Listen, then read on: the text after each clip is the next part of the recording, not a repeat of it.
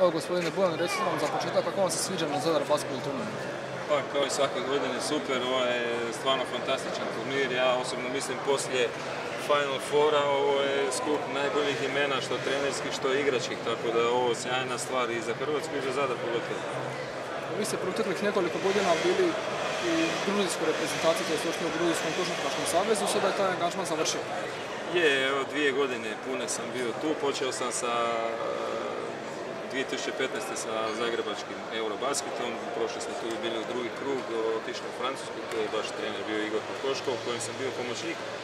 I evo, nastavili smo prošle godine sa Ilyasom Zurosom, prošle kvalifikacije za ovaj Eurobasket i sad, iako sam ove godine bio više uključen u rad omladinskih kategorija, tako da smo ove godine sa U20 za jednu loptu praktički ispali upravo od Hrvatske u četvrtfinalu, a sa U16 smo iz B divizije izborili plasman u A, što je recimo prvi puta Gruzija postigla u tom uzrastu u 16. Bili ste pomoćnik gospodinu Kokoškovu, ili vas iznenadio veliko dobar rezultat Slovenije na Eurobasketu u Tursku? Pa iskreno nije, zato što se radi o fantastičnom treneru i sjajnom čovjeku. Tako da ovo što je Slovenija igrala i ta jedna pozitivna energija koju je ta ekipa imala, uz kvalitetu koju neosporno ima, je sigurno krenulo od njega. Tako da iznimno mi je drago što je to napravio i vjerovao sam da mogu visoko, nisam vjerovao da mogu baš do vrha, međutim igrali su fantastične stvari. Kakvi su vaši planovi za budućnost sad nakon što ste napustili Gruzijski košarkaški savez? Pa imam ponudu za produljenje ugovora, tako da ćemo to vidjeti. Rekao sam ovo se sad malo odmoriti i razmisliti o toj ponudi.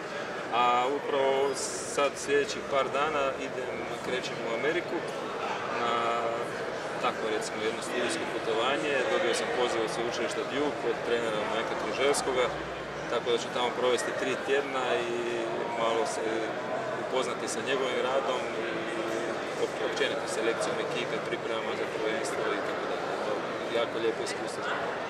Da, to je zapravo velika stvar, imat ćete priliku učiti od dvoje fantastičnih trenera, prvo gospodina Kokoškova, onda gospodina Truževskog.